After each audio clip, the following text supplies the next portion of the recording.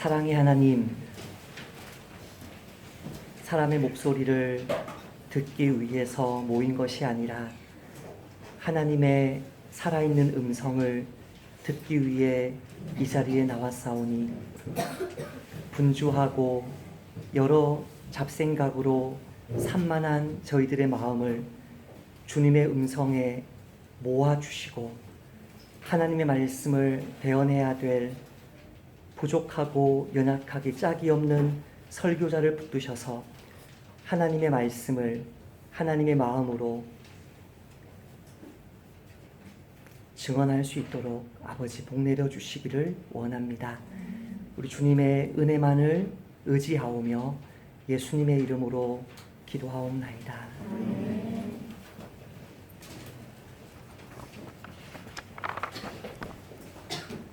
행복하게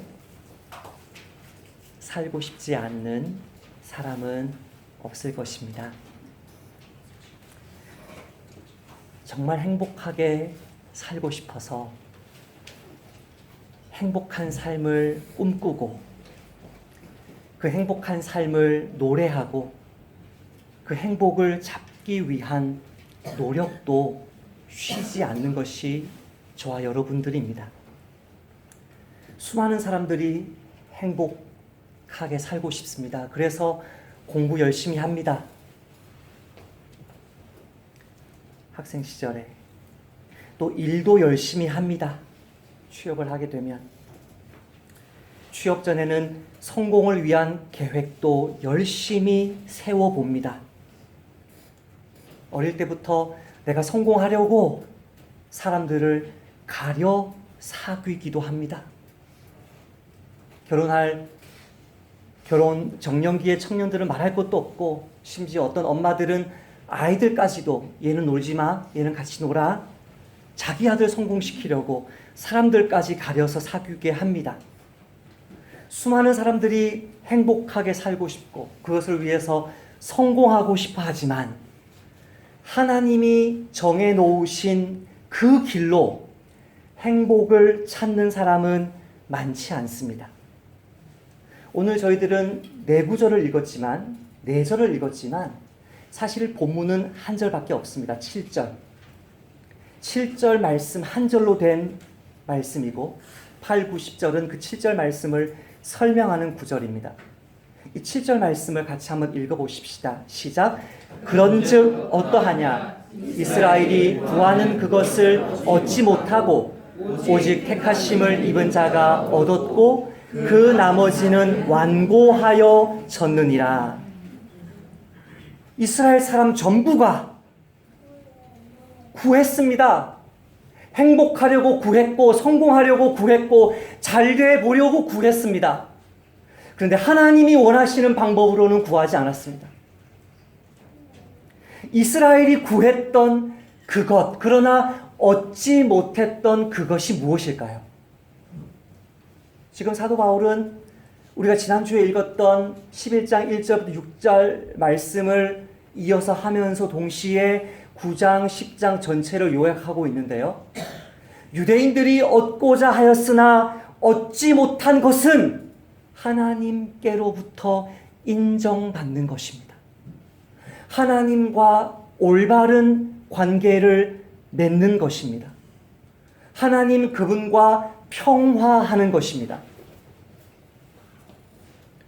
그래야 사람이 진정으로 행복해질 수 있기 때문에 하나님으로부터 인정받고 하나님 그분과 바른 관계를 맺고 하나님과 평화하기를 구했습니다. 만약 하나님이 나를 인정하지 않는데 아무리 열심히 노력해서 사람들로부터 인정을 받으면 묻겠습니다. 행복할까요? 하나님이 나를 인정하지 않는데 사람들로부터 어떻게 인정받아 보려고 노력해서 성공한들 행복할까요? 하나님과 바른 관계를 맺지 못했는데 하나님과 바른 관계를 맺지 못한 같은 죄인들끼리 동맹을 맺어서 서로 도와주면 그 사람의 인생이 안전할까요?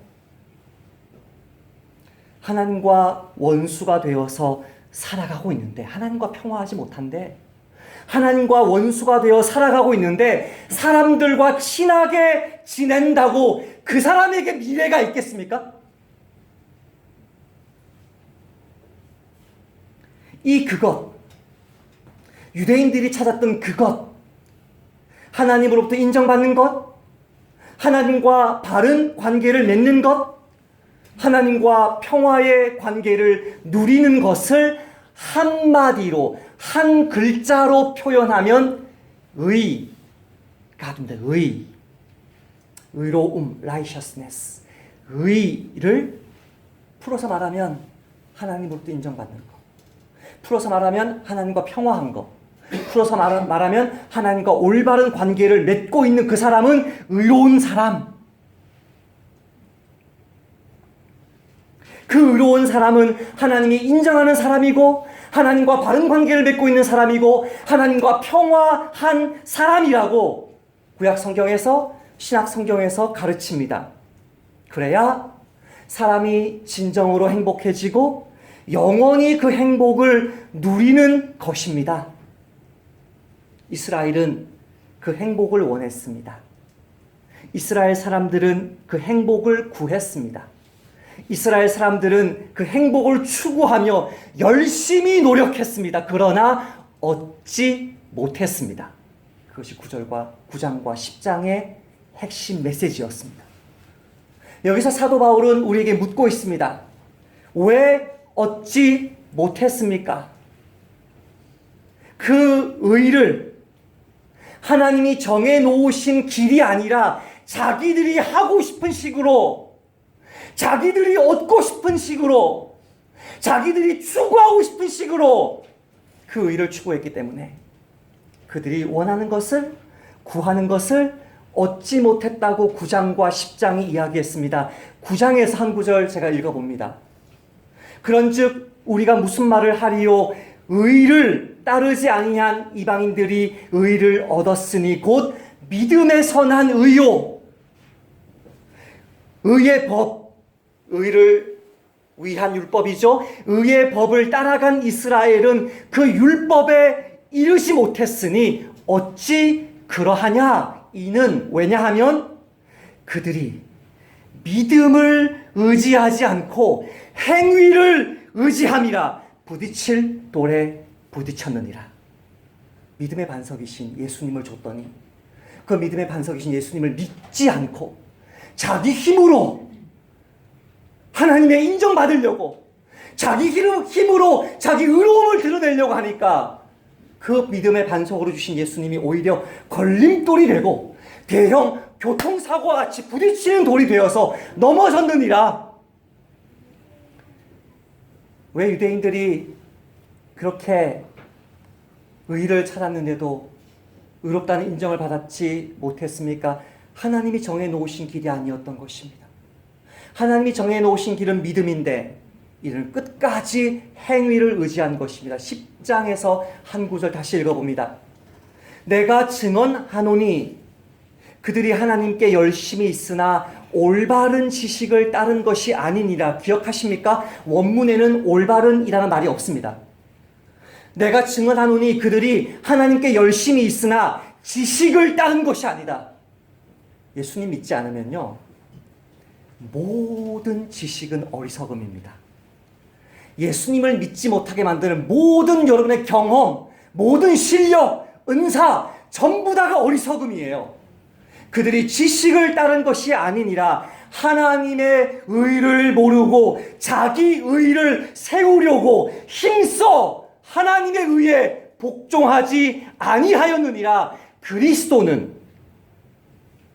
모든 믿는 자에게 의를 이루기 위하여 율법의 마침, 행위의 마침, 자기 의의 마침이 되시느니라. 하나님이 정해놓으신 의의 길은 그리스도를 믿는 것입니다. 그리스도를 믿는 것이 하나님이 인정하시는 유일한 의롭게 되는 길입니다.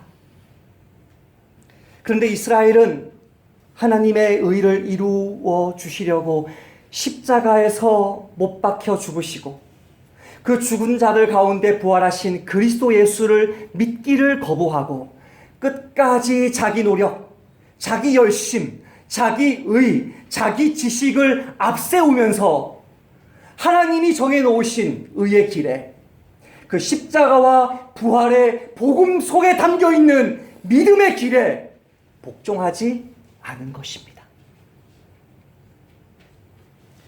하나님의 의를 거부하고 자기 의를 고집하는 이들의 이 어리석고 완고한 태도를 20세기 영어권의 가장 유명한 두 작가들의 모습으로 설명해 보겠습니다. 한 명은 T.S. 엘리엇, 토마스 스턴스 엘리엇입니다. 노벨 문학상을 받은 분이고 지금도 그 시가 읽히고 있고 우리 신앙인에게도 많은 영감을 주는 분입니다. T.S. 엘리엇이고 또 한 분은 버지니아 울프입니다. T.S. 엘리엇은 미국에서 태어났지만 영국계 미국인이니까 나중에 영국에 귀화를 합니다. 이분은 유니테리언이었습니다. 이성적으로 기독교를 믿는 것이죠. 삼위일체 믿지 않죠. 예수님의 신성 믿지 않죠. 기적들 믿지 않죠. 전형적인 합리주의자, 기독교인의 옷을 입고 있으나 사실은 이단인 전형적인 합리주의자였으나 1927년 유니테리언의 거짓 종교를 버리고 성공회를 통해 회심합니다. 예수님을 당신의 주님으로 영접합니다. 1927년에. 그리고 그 뒤로도 이 사람의 삶 속에 계속된 영감과 감동 속에 노벨 문학상을 받고 그렇게 아름답게 본향으로 돌아간 분입니다.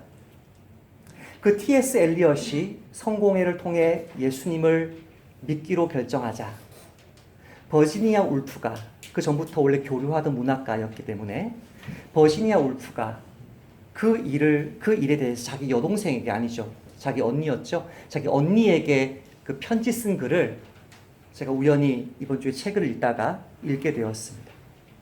그가 자기 언니에게 이렇게 편지 씁니다. 하나님의 의를 반역하고 거절하고 온 힘을 다해 저항하는 어리석은 인간의 모습이 무엇인지가 여기 드러납니다. 언니, 나는 불쌍한 톰 엘리엇과 수치스럽고 역겨운 인터뷰를 했었는데 그는 이제 앞으로 우리 모두에게 죽은 사람으로 불리게 될 거야. 그는 이제 성공의 고교회파가 되어 하나님도 영혼의 불멸도 믿으며 교회 나가기 시작했거든. 나는 정말이지 충격을 받았어. 그 인간보다는 차라리 시체 하나가 나에게 더 믿음직스러울 거야. 내 말이 무슨 말이냐면 불을 쬐고 있는 살아있는 인간이 하나님을 믿는다는 것은 정말 터무니없는 짓이라는 거지. 이 버지니아 울프 어떤 사람입니까?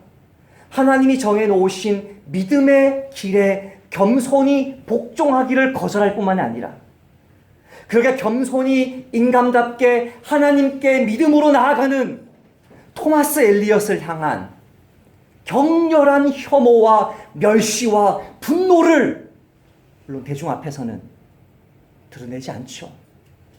은밀하게는 그 모든 역겨움들을 쏟아내는 이 어리석음을 보십시오. 얼마나 똑똑한 여자였습니까? 사진 보셨습니까? 얼마나 미인이었습니까? 그의 아버지가 유명한 작가입니다. 어릴 때부터 방대한 아버지의 서재에서 마음껏 책을 읽을 수 있었던 금수저였습니다. 문학적인.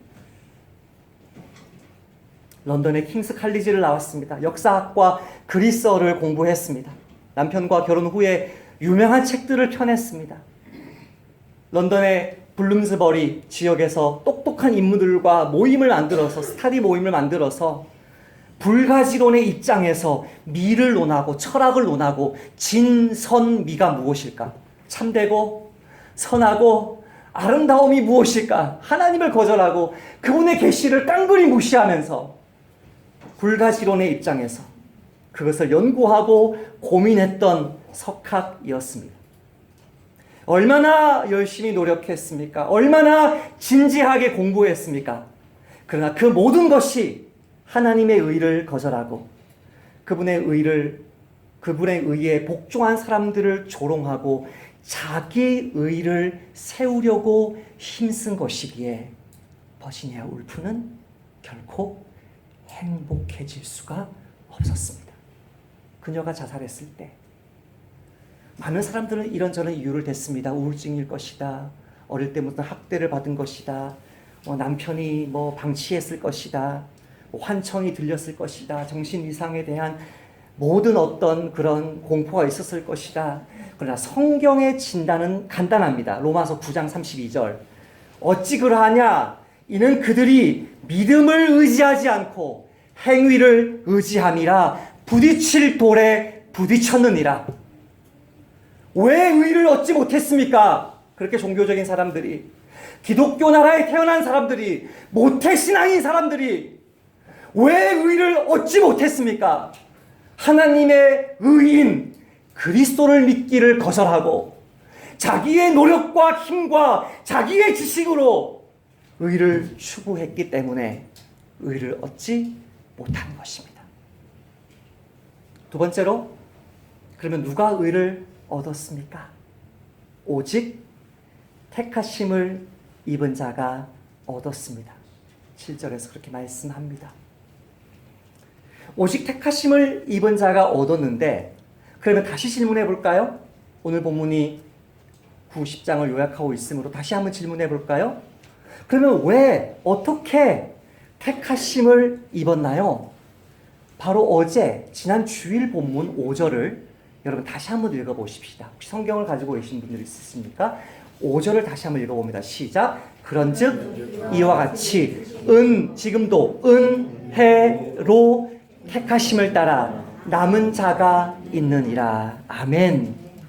모든 사람들이 배교하는 순간에도, 심지어 교회 지도자들이 앞장서서 성경 말씀을 부인하는 시대에도 은혜로 택하심이 있기 때문에, 하나님의 은혜로 하나님이 그 영혼들을 남겨주시기 때문에 그 사람들은 끝까지 배교하지 않고 믿음을 지키고 국가가 배교하고 그 교파가 배교하는데도 진실한 신앙인으로 남아있게 된다는 말씀을 지난 시간에 드렸습니다. 태영호 공사라는 분이 계십니다. 북한 영국 주재 북한 외교관이었습니다. 그 태영호 공사의 그 귀순 맞습니까? 귀순 맞습니까? 네. 그분이 귀순하고 나서, 그죠? 그 영국에서 망명하면서 우리나라 들어왔죠? 하고 나서 북한의 종교 실태가 그분의 책을 통해서 드러나게 되었습니다. 그 책을 쓰고 나서 북한 교회의 회복을 위해서 기도하고 있던 한국 교회가 이분을 초대해서 교회마다 이렇게 강연을 하고 하면서 그 강연한 기사가 숭실대에서 강연한 기사를 제가 우연히 읽게 되었습니다. 그분은 이렇게 설명합니다. 공산주의 국가들이 전부 다 북한처럼 하는 것이 아니랍니다. 그게 무슨 말이냐 하면, 북한을 제외한 모든 공산주의 국가들은 종교를 탄압한다면, 탄압.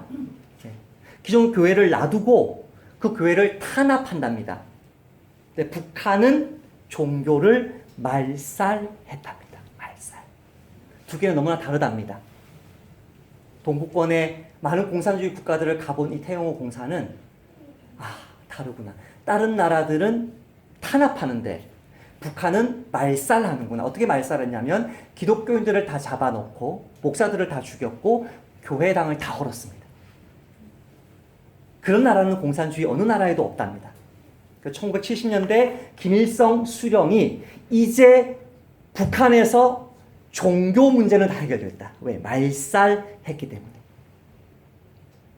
근데 북한 내부에서 어떤 변화가 생겼냐 하면, 북한이 한국을 보니까요, 이 민주화 운동의 80년대 말입니다. 80년대 말의 그 민주화 운동에서는 보수권의 교회들은 할 말이 없습니다. 진보적인 교회들이 앞장섰기 때문에 한국에서 일어난 민주화 운동을 보는데 종교 세력들, 대표적으로 김대중 대통령, 카톨릭입니다. 이희호 여사, 우리 개신교인입니다. 이 종교인들이 앞장서서 민주화 운동을 일으키는 것을 보면서 그들의 지지를 얻으려면 북한에도 교회가 있어야 된다고 생각을 했답니다. 그래서 평양을 비롯해서 10개 도시에 교회를 짓기로 이제 계획을 했습니다. 급 변경이죠. 10년 만에. 급 변경하고 나서 근데 교회를 지으면 사람들이 기독교를 혹시라도 믿으면 어떻게 하나 해서 시범적으로 2개 교회, 봉수교회와 칠곡교회를 세우고 시범적으로 외국인 관광객들을 그때부터 유치하기 시작하면서 외국인 관광객들이 일요일에도 북한에 관광을 오면 이렇게 교회를 가야 되니까 그 사람들 교회에 갈 때 보여주기 위해서 가짜 신자들을 교회로 채웠는데 가짜 신자들의 조건이 무엇이냐면 주체 사상이 투철한 공산당원들의 부인들, 남자들 아니고 공산당원들의 부인들을 다 모은 게 아니라 그것도 선발해서 가짜 교인들을 채웠답니다. 근데 문제가 생깁니다. 일주일 내내 도로 닦기, 청소, 온갖 노력동원, 또 집안일 이런 것들 다 하는 그 여인들이 일요일에 쉬는 시간까지 이 시간에 또 와서 교회를 하면 누가 교회에 가짜 교인으로 참석할까 싶어서 그렇게 선발해서 강제로 너 해 이렇게 했는데 이 사람들이 결석을 안 하네. 이 사람들이 눈물을 흘리네요. 찬송을 부르면서 얼굴에 미소가 막 생기면서 사람들이 변화되기 시작하는 거예요. 변화되기. 그래서 얼른 그 사람들을 모조리 철수시키고 순번제로 사람들을 돌리기 시작했답니다. 무서워서. 그러자 이 한 번 맛본 사람들은 괜히 쉬는 시간만 되면 봉수교회당 주변을 얼씬거린다. 이렇게 어그정 돌아다닌다는 겁니다. 그러면 뭘 보냐면 그 교회당에 있는 십자가를 계속 보더랍니다. 십자가를. 그래서 놀래가지고 다시 90년도에 남한에 있는 돈을 받아가지고 교회당을 개보수해가지고 십자가를 본당으로 감춰버렸답니다. 자, 국가 전체가 종교를 말살하고 목사를 다 죽였고 성도들을 다 감옥에 집어넣었고 교회당을 다 허물었습니다. 국가적으로 배교했습니다. 그런데 그들이 자기들의 공산주의를 선전하려고 가짜 교인들을 채웠는데 가짜 교인들로 선발된 사람들이 복음을 듣게 됐습니다. 이게 무엇입니까? 하나님의 은혜입니다. 십자가를 봐도 그걸 보기만 해도 눈물이 흘리는 이게 뭐라고요? 하나님의 은혜입니다. 더 재밌는 것은 태용호 공사의 간증이라고 할까요? 고백입니다. 교회를 강의를 많이 가는데 교회를 갈 때마다 목사님들이 자기 보고 성경 좀 읽어보라고 성경책을 주었답니다. 성경을 읽는데 언어가 너무 다르다 그러는데 북한 말과 한국말이 너무 달라서 스마트폰 가지고 단어를 찾아가면서 성경을 본답니다.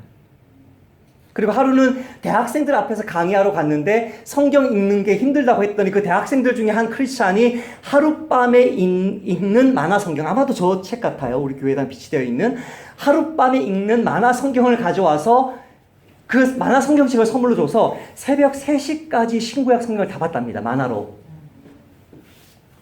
그리고 지금도 성경을 계속 읽고 있답니다. 근데 아직은 무슨 말인지 모른답니다. 그래서 내가 교인이라고 할 수 없고 일요일마다 교회를 꼭 가는 것도 아니랍니다. 강연하지 않을 때는. 태용 공사는 아직 크리스찬은 아닙니다. 그러나 하나님의 은혜의 손이 그와 함께합니다.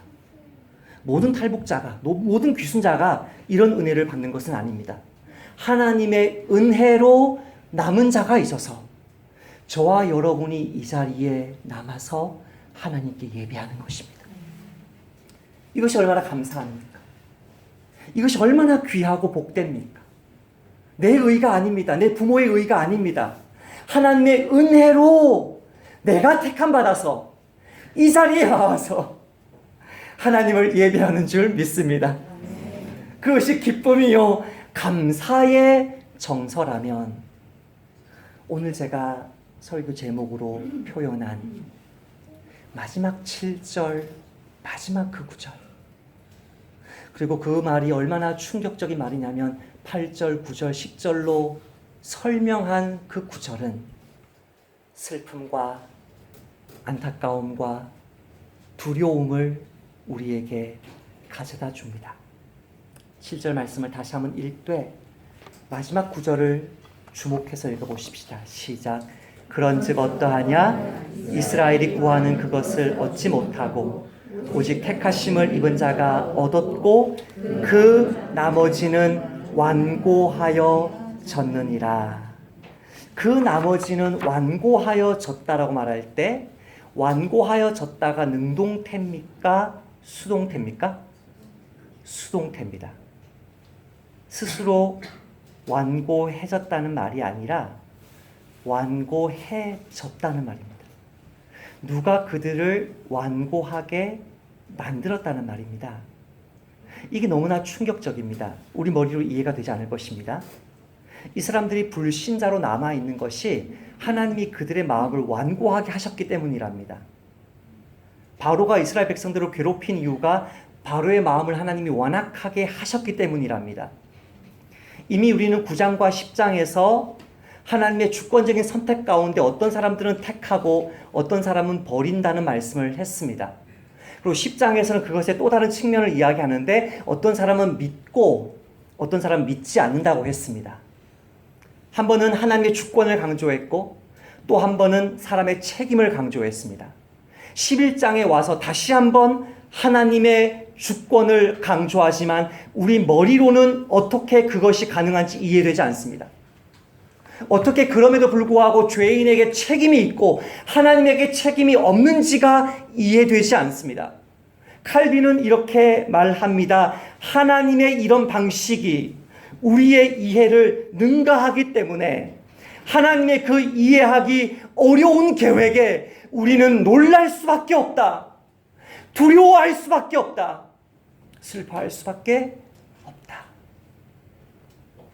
버림받는 사람들이 있다는 그 사실, 하나님이 그 마음을 완고하게 하는 사람이 있다는 그 사실이 우리로 하여금 슬픈 마음을 가져다 주는 것입니다. 선택받은 우리는 감사와 감격의 정서로 우리 주님을 찬양하고 예배하지만 선택받지 못한 사람은 그 마음이 강팍하여져서 아무리 복음을 전해도 믿지 않을 것이기 때문에 우리에게는 하나님의 이 역사가 두려움을 또 그 영혼을 생각하면 슬픔의 정서로 다가오는 것입니다. 우리는 이것을 이해할 수 없습니다. 저는 정말 많이 고민했습니다. 이 본문을 어떻게 설교할까? 우리는 이해할 수 없습니다. 우리의 이해를 넘어서는 하나님의 방식입니다. 그렇다고 해서 어느 교파처럼 이것을 가르치지 않을 수는 없습니다. 심지어 어느 교파처럼 이게 하나님의 말씀이 아니라는 거짓말을 할 수는 없습니다. 따라서 합시다. 이해할 수 없어도 신뢰할 수 있다. 여러분 어릴 때 여러분의 부모님을 다 이해했습니까? 아니요. 다시 묻겠습니다. 여러분 어릴 때 부모님을 신뢰했습니까? 아멘. 하나님을 다 이해할 수 없습니다. 그러나 하나님이 의롭게 행하신다는 것을 신뢰할 수 있습니다. 사도 바울 역시 마찬가지입니다.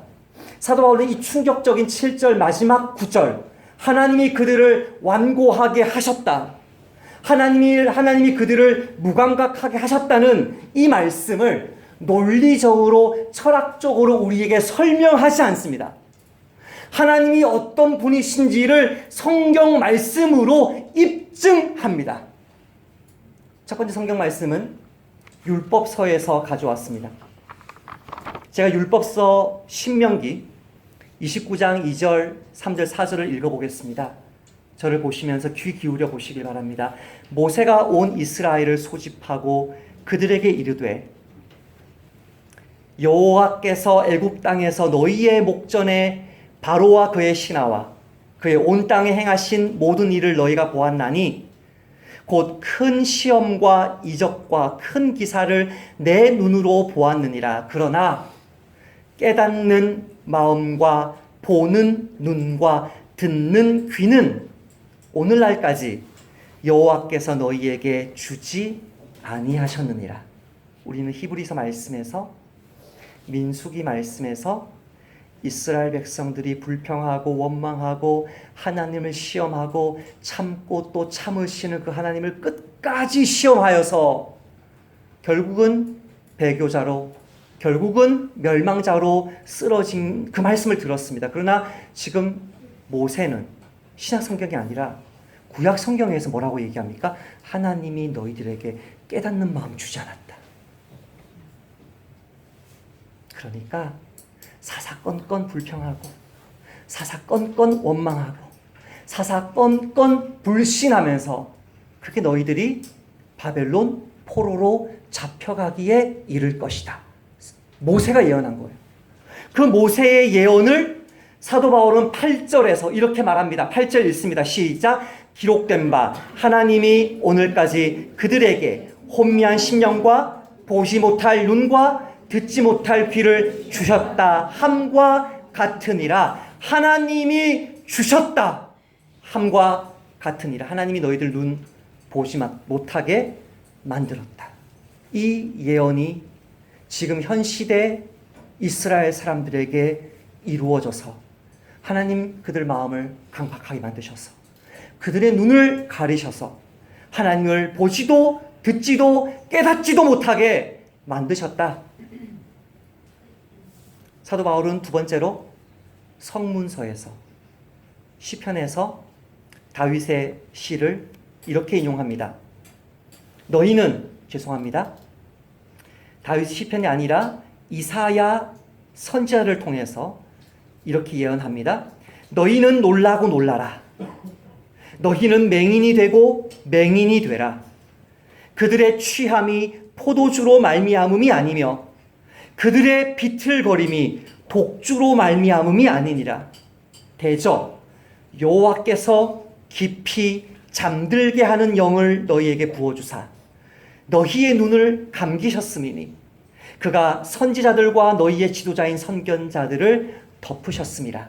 목사인데 동성애 하라 그러고 목사인데 낙태하라 그러고 목사인데 혼전 순결 지키지 말라 그러고 목사인데 선지자인데 온갖 거짓들을 이야기하는 사람은 하나님이 이미 그 목사의 그 선지자의 눈을 덮어버렸다. 그 결과로 그런 거짓된 말들을 하는 것이다 라는 의미입니다. 여기서 무엇이 나옵니까? 8절에 나오는 혼미한 심령이 나옵니다. 혼미한 심령. 여호와께서 잠이 깊이 잠들게 하는 영을 너희에게 주셨다. 너희 불신자들에게, 너희 거짓 선지자들에게 주셨다.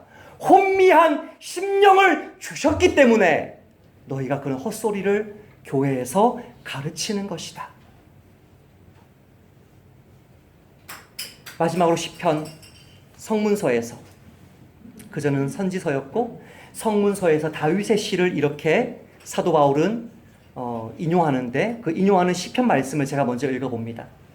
그들이 쓸개를 나의 음식물로 주며 목마를 때에는 초를 마시게 하였사오며 그들의 밥상이 올무가 되게 하시며 그들의 평안이 덫이 되게 하소서. 그들의 눈이 어두워 보지 못하게 하시며 그들의 허리가 항상 떨리게 하소서. 다윗을 핍박한 말씀이에요. 원래 문맥은 다윗을 핍박하는 그 말씀, 그 악이 그대로 그들에게 되돌아가게 해달라는 기도인데 이 예언이 예수님에게 그대로 이루어집니다. 그래서 시편 69편은 신약 성경에서 여러 번 예수님에게 인용됩니다. 예수님을 향해서 그렇게 악독하게 한 사람들을 하나님이 그대로 갚아주는데 어떻게 갚아주냐면 밥상이 뭐가 된다고요? 올무가 된다고요. 밥상이. 고유정 씨 사건 혹시 아십니까? 저는 자세히는 다큐멘터리나 그런 걸 보지는 못했지만 뉴스로만 봤는데 밥 먹는 데다가 약을 탔죠. 사람이 가장 무방비할 때, 가장 진짜 그 외에 뛰어들 때가 언제예요? 밥 먹을 때거든요. 근데 그 밥상이 올무가 돼요. 믿었던 밥상이, 나를 살리는 그 밥이 나를 죽여요. 이게 가장 어처구니 없이 당하는 것의 고전적인 표현이에요. 밥상이 올무가 돼요. 유대인들이 그리스도의 의를 대적하면서 그리스도를 따라 나선 그 그리스도의 몸된 교회를 핍박하면서 자기가 승리했다고 자랑하는 그 순간, 자기는 영원한 멸망의 길로 달려가는 것을 결국은 깨닫게 되겠죠. 그들의 믿었던 행위가, 그들의 믿었던 그 핍박이, 정당하다고 생각했던 그 모든 핍박이 그들이 멸망의 자식인 것을 드러내는, 정말 어처구니 없이 상황이 역전되는 이 저주가, 다윗이 말한 그 저주가 이스라엘 백성 이 시대에 이루어져서 그들의 마음이 강팍해졌다라고 표현합니다. 여러분, 이해가 되십니까? 이것이? 저는 이해가 되지 않습니다. 성경이 불신자는 자기가 선택하여서 악한 길을 가고 그렇게 하나님을 버린 자를 하나님도 버리신다는 구절 많습니다. 성경에. 그렇죠? 이번 주에도 그런 말씀 기도가 있었어요. 하나님을 버린 자를 하나님이 버리신다. 그가 너를 순종하면 그가 너를 붙드실 것이고 너가 그를 버리면 그도 너를 영원히 버리시리라. 그런 구절이 있어요. 아멘? 근데 이거는 그게 아니에요. 너가 하나님을 버렸냐? 하나님이 너를 벌써 버렸다. 이 말이에요. 달라요. 그러니까 이해가 안 돼요. 이해가 안 돼도 믿을 수 있어요. 아멘이죠. C.S. 루이스의 공상과학 소설 3부작입니다. 그 3부작의 제2권입니다. 나니아 연대기의 우주판이라고 하면 됩니다. 그 1편, 나그네 교회 지지난달 추천도에선 1편은 어떤 내용이었습니까? 블로그에 올라져 있는 글 한번 읽어보셨습니까?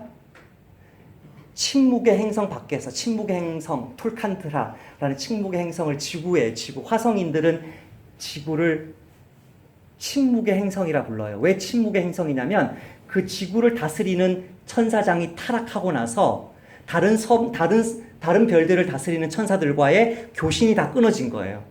다른 별에 있는 천사장들은 다 하나님께 순종하고 있는데 지구를 다스리는 천사장은 타락해가지고 아담 이브를 꿰어가지고 타락하면서 뭐야 흑암으로 덮여버려요. 지구가 영적인 세계에서는. 그러면서 그 지구를 살아가는 C.S. 루이스의 당대의 영국을 비롯한 모든 나라에는 살인과 전쟁과 폭동과 온갖 죄악들이 가득 퍼져나가고 있고 그 속에서 교회가 반란군처럼 싸워나가는 이야기거든요. 그 침묵의 행성 밖으로 랜섬이라는 교수가, 랜섬, 대속이라는 뜻입니다. 대속. 예수님의 십자가를 가리키는, 복음 메시지를 가리키는 이름입니다. 랜섬이라는 교수가 침묵의 행성 밖으로 화성으로 갑니다. 누구에게 잡혀서 화성으로 가냐면 웨스턴이라는 자기 친구 교수에게 납치당해서 화성으로 갑니다. 화성에는 금덩이가 많이 있으니까 웨스턴이 금 구하러 화성에 갔다가 화성인들이 뭔가 재물을 요구하는 것 같은 거예요, 사람을. 그래서 화성인들은 그냥 대화하고 싶었던 건데, 너희 별은 잘 사냐?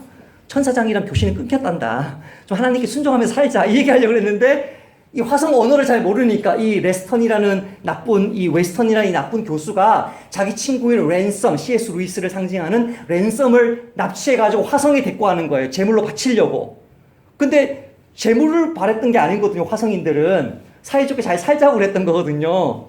근데 이 웨스턴 교수가, 일본 얘기하는 거예요. 그 웨스턴 교수가 거기에 있는 우리 랜섬 교수의 그 친구를 죽여요.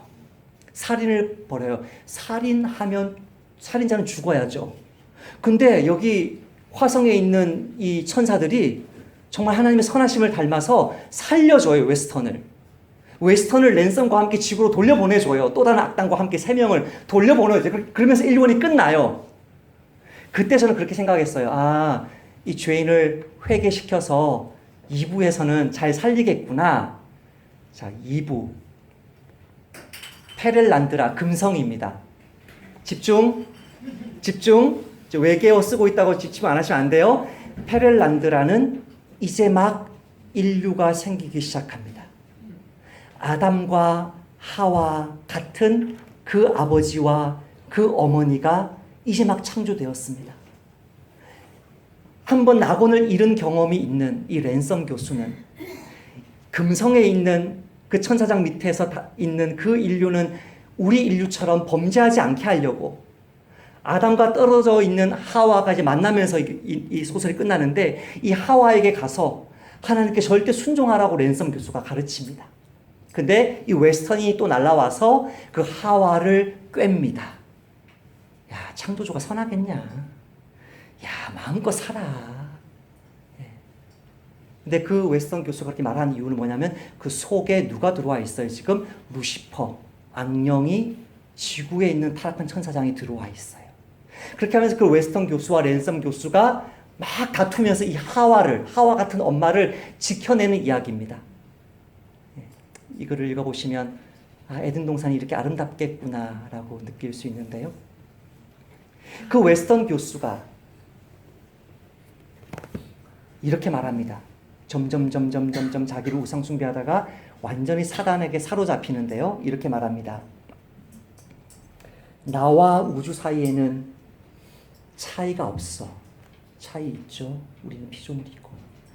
나와 우주 사이에는 차이가 없어. 내가 우주의 핵심으로 나아가는 안내자인 한, 내가 바로 우주야. 남의 말이나 해대는 우유부단한 양반, 남의 말이라고 말하는 것은 하나님의 말씀을 말해요. 남의 말이나 읊조리는 우유부단한 양반, 랜섬, 알겠어? 내가 우주란 말이야. 나 웨스턴은 너의 하나님이고, 나 웨스턴은 너의 악마라고. 나는 그 세력을 온전히 내 안으로 불러들여서 하다가 귀신 들려요. 이 귀신이 얼마나 무섭냐면요, 거의 공포영화 수준이에요. 공포영화와 에덴 동산이 합쳐져 있는 소설이라면 이해가 되시겠어요? 읽어봐요. 꽂아놓을 테니까. 거의 공포 수준이에요. 이게 완전 귀신 들려가지고 뒤틀리면서요, 막 뒤틀리면서 온갖 금성의 피조물을 막 찢어 죽이면서 랜섬도 막 찢어 죽이려고 해요. 그때 하나님이 이 랜섬의 마음속에 싸워라, 힘껏 싸워라. 그러면서 막 싸우면서 이 웨스턴을 이겨내요. 놀라운 사실은 완전히 온몸이 으스러지면서 사망한 웨스턴이, 좀비라는 말이 이때 있었는지 모르겠어요. 좀비처럼 일어나서 이 랜섬을 따라와요. 계속 이렇게 따라와요. 무서웠어요. 저도 좀 막 따라오는데 결국은 이 사람을 혜영아 할렐루야, 결국은 이겨내고 그 동굴에서 빠져 나오는데, 놀랍죠? 웨스턴 교수의 비석이 이미 서 있었어요. 그 비석은 수백 년, 수천 년 된 오래된 비석이어서 덩굴로 완전히 덮여 있었어요. 그 비석에 이렇게 써 있습니다. 이 동굴들 안에는 에드워드 롤스 웨스턴의 시신이 화장되었다. 지옥을 의미합니다. 거기 사는 이들은 지구라 부르는 세상의 지식인이었다. 하나님이 그를 태어나도록 복 주시자 그는 태어났다. 그는 인체에 대해 연구했고 깊은 천상을 여행해서 화성과 금성에 다녀온 최초의 지구인이었다. 그는 이곳 금성에서 자신의 지성적인 의지와 이성을 타락한 천사에게 내주었다. 자, 여기 신비하죠.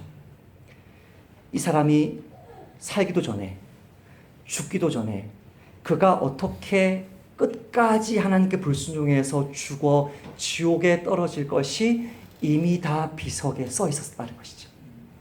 C.S. 루이스는 이것을 설명하려고 들지 않습니다. 사도 바울처럼 그냥 제시합니다.